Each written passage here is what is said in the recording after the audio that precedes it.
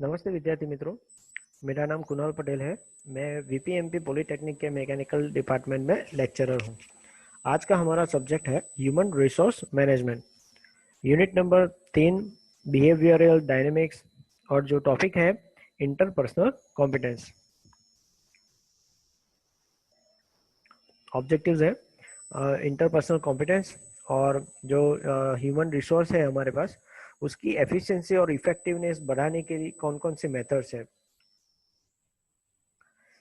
तो इंडस्ट्री के अंदर जो मैन पावर है, उसकी जो स्किल्स है, हिडन स्किल्स, वो इम्प्रूव करने के लिए 4 मेथड सजेस्ट की गई है: brainstorming, nominal groups, Delphi method, dialectic decision method.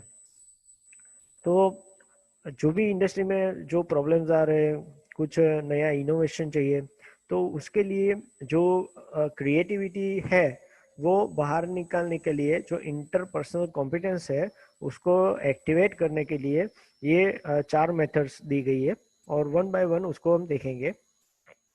Brainstorming, जैसे कि ये एक पिक्चर डेपिक्ट किया गया है, और इसके ऊपर से हमें पता चल सकता है कि कोई एक कॉमन टॉपिक सबको दिया गया है, और वो अपने अपने हिसाब से अपने अपने आइडिया लगा रहे हैं, और वो सोचने की कोशिश कर रहे हैं, या तो फिर कोई नया आइडिया वो निकालने की कोशिश कर रहे हैं।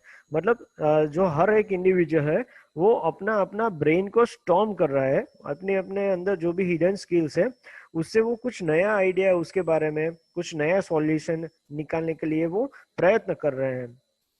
तो creativity can be developed in a group form which is advantageous to the individual and organization। जैसे हमें पता है कि अगर ब्रेनस्टॉर्मिंग से अगर कोई नया आइडिया आता है तो जो एम्प्लॉय है उसको खुद को तो वो हेल्पफुल रहेगा ही, लेकिन जो कंपनी है उसको भी उसका आइडिया वो बेनिफिट देगा। May be in terms of new technology, may be in terms of कुछ नई प्रोसेस। तो इसीलिए ब्रेनस्टॉर्मिंग मेथड जो है it is very much important to create an environment. Group provoke to develop creativity and innovative ideas। जो भी हम groups है वो बना के उसको प्रोवोक किया जाता है ताकि उसके अंदर से जो भी कुछ नया आइडिया है वो नया आइडिया बाहर निकल के आए। To provide such roles to individual member which generate and nourish the creativity. जैसे हमें पता है कि अगर कोई एक ऐसा मैन पावर हमारे पास है और इसके अंदर कुछ है जो हम निकालना चाहते हैं, तो उसको एक ऐसी रिस्पॉन्सिबिलिटी दी जाए या कुछ ऐसा एक टास्क दिया जाए जिससे कि उसके अंदर जो भी क्रिएटिविटी है वो निखर के बाहर आए। To analyse the earlier innovative ideas. अगर ऐसी कोई इनोवेटिव आइडियाज जो दिया गया है तो वो क्या सचमुच में इम्प्लीमेंट कर सकते हैं, या तो फिर उसमें कुछ रिसर्च की जरूरत है अभी भी इम्प्लीमेंटेशन के पहले, तो अगर वो किया जाए।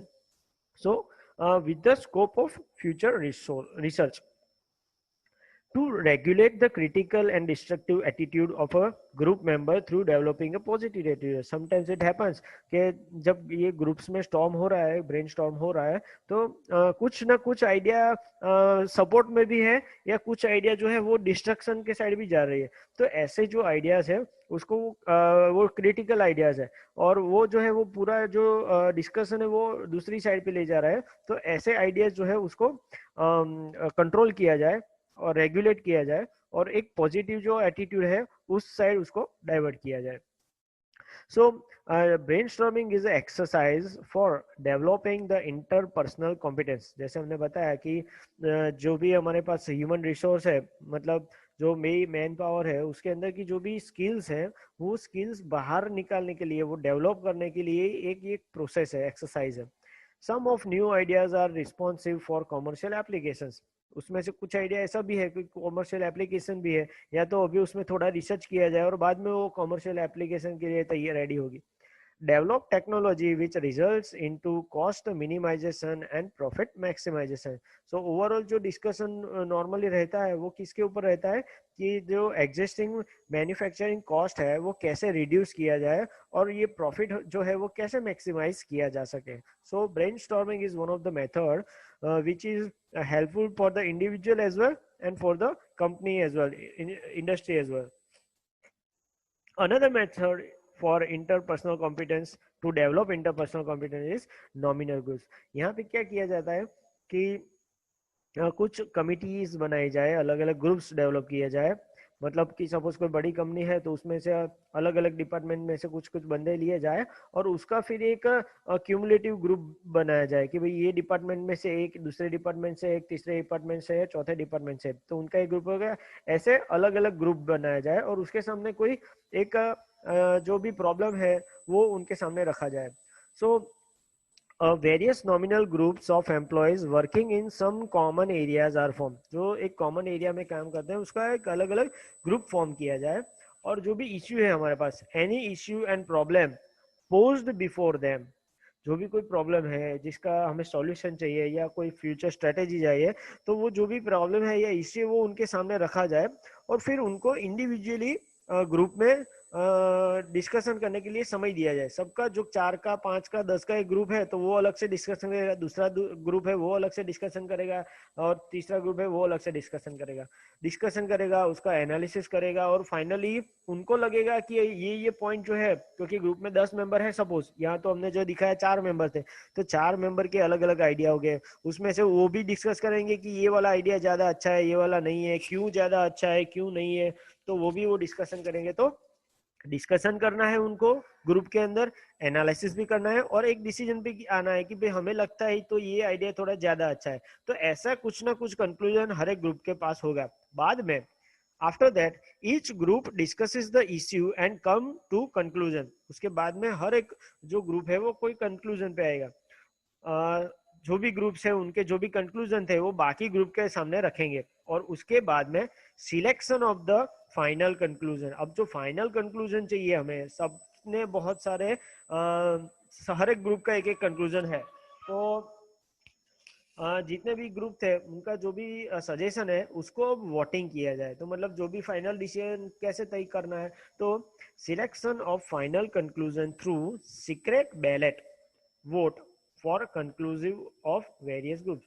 सो यहाँ पे इंपॉर्टेंट चीज है सीक्रेट बैलेट। तो मतलब किसी का डिसीजन किसी को इन्फ्लुएंस नहीं करना चाहिए और सब अपने अपने जो भी थॉट है, अपने अपने जो आइडियाज है उसके हिसाब से जो कंक्लूजन है उसको सपोर्ट कर सके, इसीलिए सीक्रेट बैलेट दिया जाए। तो बाद में हर एक ग्रुप मेंबर जो है, सारे ग्रुप मेंबर सब मिला के, तो सबको उसमें वोटिंग करना है। जो भी कंक्लूजन 4 या 5 जो भी कंक्लूजन आए होंगे उसमें से वोटिंग करना है फाइनलाइज करने के लिए। तो इससे क्या एडवांटेज रहेगा कि it gives a freedom fearlessly and independently. तो यहाँ पे जो सीक्रेट बैलेट है तो वो क्या करेगा कि वो फ्रीडम देगा, कोई फियर नहीं रहेगा किसी को भी, और सब अपने अपने हिसाब से जो भी कंक्लूजन था उसको वो सपोर्ट कर सकेंगे। और जबकि छोटा छोटा ग्रुप था तो वो अपने अपने आइडियाज भी वो रख सकते हैं, तो उतनी फ्रीडम भी उनको थी। So gives freedom without any bias and undue influence. So nominal group is a better idea for the outcome of the any solution. After that there is a one method which is called Delphi। अब ये जो picture है इसके ऊपर से हमें ऐसा कुछ पता चलता है कि जो भी ग्रुप है डिस्कशन का, वो बहुत सारे ग्रुप इनवाइट किए गए होंगे और जो भी टॉपिक है उसका कोई सॉल्यूशन लाने के लिए सबको सोचने के लिए बोला होगा और सबके पास अब हर एक के पास एक कुछ ना कुछ सॉल्यूशन है।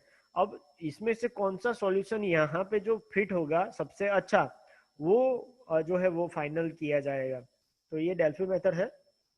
डेल्फी क्या है एक्चुअली, तो ये एक ग्रीस में एक सिटी है उसका नाम है डेल्फी, और उसके बेस पे ये नाम दिया गया है क्योंकि वहां पे ये मेथड प्रचलित थी कि intelligent people of time use to meet at regular interval to carefully discuss over some contrary issue and to make some decision.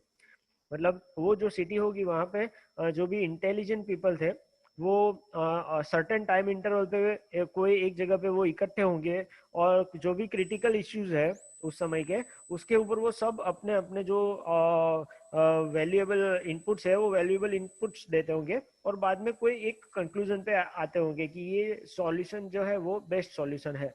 तो इसीलिए इसको एक डेल्फी मेथड बोलते हैं क्योंकि ये ग्रीस सिटी के नाम पे प्रचलित है और वहां पे ये मेथड थी। यहाँ पे मैं एक चीज बता दूं आपको कि हमारे यहाँ इंडिया में भी ये मेथड जो है वो कई कई इंटरवल पे की जाती थी, जो जिसको हम कुंभ मेला, ये जो कुंभ मेला है उसमें भी यही प्रोसेस होती थी कि उस समय के जो भी आचार्य थे, महंत थे, संत थे, जो अलग अलग जगह पे इकट्ठे होते हैं। हमें पता है कि हर बार जो कुंभ मेला होता है वो कोई अलग अलग नदी के किनारे होता है, और वहाँ पे बहुत सारे लोगों का जमावड़ा होता था, और जो भी क्रिटिकल इश्यूज थे राष्ट्र के, उसके ऊपर वो अपना अपना मंतव्य देते थे, और उसके बाद में जो राजा महाराजा थे वो उसके बेस पे आगे पॉलिसी बनाते थे। तो यही मेथड हमारे यहाँ बहुत सालों से अप्लाई की गई थी। ये कुंभ मेला का आयोजन इसी वजह से होता है। तो डेल्फी मेथड की जगह पे अगर हम कुंभ मेला आयोजन बोले तो ये भी यही मेथड एक फिट होती है। सो इस मेथड में क्या है, in this method the expert in the field are invited on some common platform for the purpose of deliberations on some technology related innovative issue problem. So हर एक फील्ड की अलग अलग बात होती है। तो सपोज मैं इंजीनियरिंग के लिए है, या फिर आईटी फील्ड के लिए है, या ह्यूमन रिसोर्स के लिए है, तो जैसे भी जो टॉपिक है उसके रिलेटेड जो भी एक्सपर्ट्स हैं वो उनको बुलाया जाए, और उनके बेस पे जो भी डिस्कशन है वो किया जाए, और बाद में कोई एक पर्टिकुलर कंक्लूजन पे आया जाए। So best method for resolving innovative and non repetitive decision areas as there is no any past data base और एक्सपीरियंस। मतलब जहाँ पे अगर कोई हमारे पास बैक स्टडी नहीं है, पिछला कोई डेटा नहीं है कि जिसके एनालिसिस पे हम कुछ नया आइडिया क्रिएट किए जाए, या फिर कोई सॉल्यूशन पे आए, तो उसके लिए ये बेस्ट मेथड है कि जहाँ पे हमारे पास कोई पिछला रिकॉर्ड नहीं है कि जिसके बेस पे हम कोई डिसीजन सजेस्ट कर सके, तो वहाँ पे ये जो मेथड है वो बेस्ट सूटेड है। डायलेक्टिकल डिसीजन मेथड, तो ये मेथड जो है वो प्लूटो एंड एरिस्टोटल की जो फिलोसॉफी है उसके ऊपर बेस है। मतलब ये एनालिसिस के मेथड है। तो यहाँ पे जो भी ग्रुप मेंबर्स है वो ग्रुप मेंबर्स को टास्क ऐसे दिए जाते हैं कि आपको जो भी प्रॉब्लम दिए गए हैं उसको आपको दो या दो से ज्यादा सॉल्यूशन ढूंढने हैं।